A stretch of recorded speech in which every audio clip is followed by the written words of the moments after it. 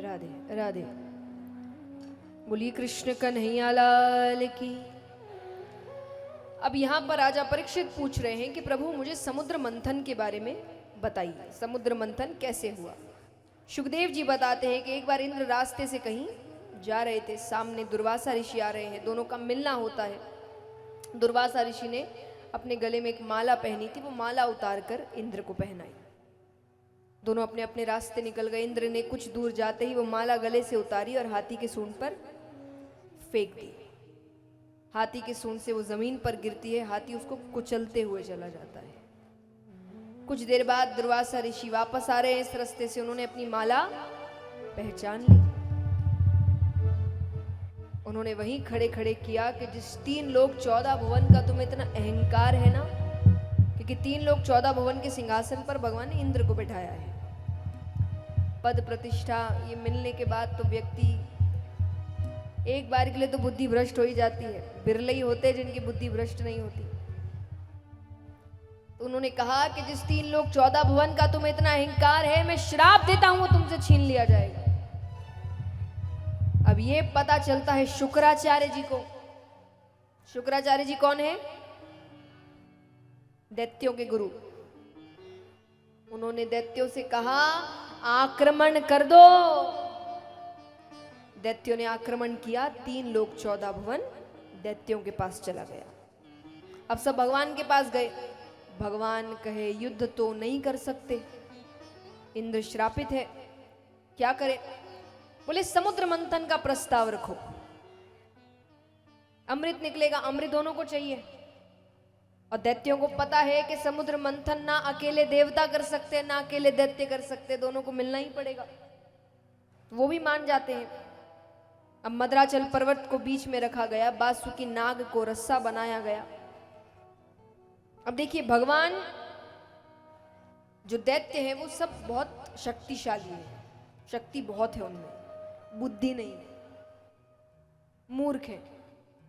भगवान शक्तिशाली के साथ साथ बुद्धिमान है। उनको पता है कब बल का प्रयोग करना है और कब बुद्धि का प्रयोग करना है।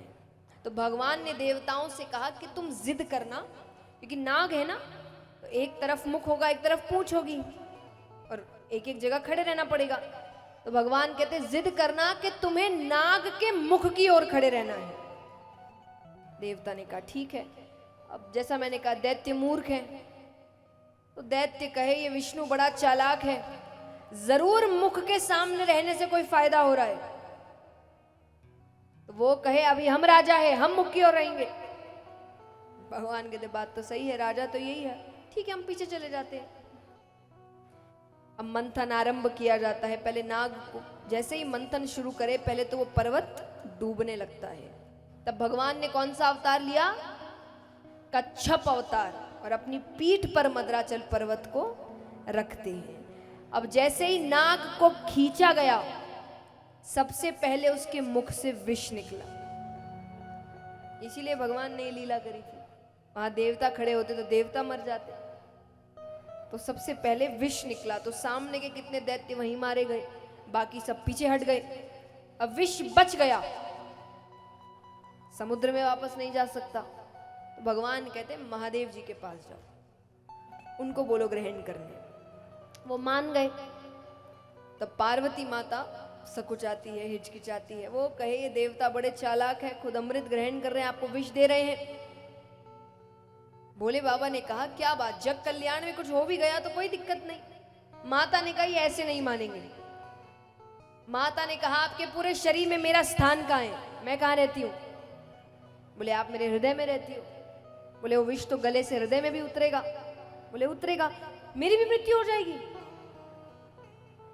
भोले बाबा कहते नहीं नहीं, अगर ऐसी बात है तो मैं उस विष को गले से नीचे नहीं उतरने दूंगा।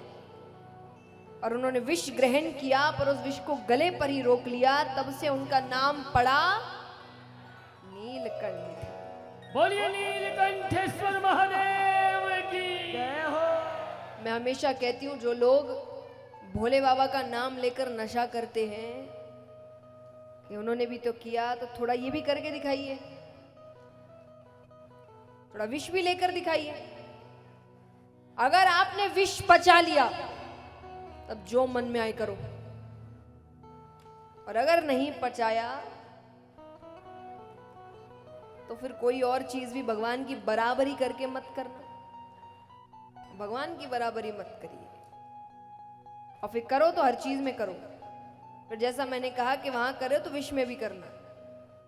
अपने हिसाब से चीजें मत चुनो कि जो आपको सही लगता है वो चुन लिया, ये कहकर भगवान ने भी तो किया, और जो कठिन लगता है वो ये कहकर छोड़ दिया कि वो तो भगवान है। मनुष्य बड़ा चालाक है, अपने हिसाब से पार्टी बदलता है। तो बराबरी करनी है तो पूरी कर लो, और पूरी नहीं कर सकते तो बिल्कुल भी मत करो। तो यहाँ महादेव जी विष ग्रहण करते हैं, मंथन फिर किया जाता है, बहुत चीजें निकली, उच्च श्रेवा घोड़ा, कामधेनु गाय, लक्ष्मी माता निकलती है हाथ में वरमाला लिए हुए, विष्णु भगवान के गले में वरमाला डालती है, तब से भगवान का नाम हुआ लक्ष्मी नारायण। बोलिए लक्ष्मी नारायण भगवान की जय हो। अमृत निकलता है, अब अमृत के लिए दोनों युद्ध करने लगे। तब भगवान ने कौन सा अवतार लिया? मोहिनी अवतार। इतने सुंदर लग रहे हैं भगवान। अब दैत्य कामी है, सुंदरता देखकर भूल गए सब कुछ, भगवान के पीछे पीछे पीछे जाने लगे, अमृत भूल गए। भगवान ने यहाँ पर दैत्यों को मदिरा पिला दिया और देवताओं को अमृत पिलाने लगे। अच्छा, एक दैत्य ने भगवान को पहचान लिया, राहु नामक दैत्य, वो छिपकर देवताओं की श्रेणी में खड़ा हो गया। भगवान ने गलती से उसको भी अमृत पिला दिया। जब तक भगवान को समझ आया, भगवान ने सुदर्शन चक्र फेंका, सर धड़ालग कर दिया, तब तक अमृत ने अपना काम कर दिया था। तब से वो दो दैत्य बने, राहु और केतु। अब यहां पर देवताओं के पास 3 लोक 14 भुवन, वो युद्ध करते हैं, वापस ले लेते हैं। अब राजा परीक्षित कहे तो प्रभु दैत्य चुप बैठ गए, देखा जाए तो गलत हुआ उनके साथ। बोले नहीं, उन्होंने वो किया जिसके बाद उन्हें कोई मार नहीं सकता था। क्या किया? उन्होंने धर्म का कवच पहन लिया। दैत्य ब्रह्मचर्य का पालन करने लगे, यज्ञ आदि करने लगे। इसीलिए वामन अवतार में भगवान ने बलि को मारा नहीं, दान से सब कुछ लिया। गलती नहीं कर रहे ना, मारेंगे कैसे? उन्होंने धर्म का कवच पहन लिया, और बलि की वजह से ही उनको राजा बनाया गया, क्योंकि उन्हीं के वजह से दैत्यों को 3 लोक 14 भुवन वापस मिल गया।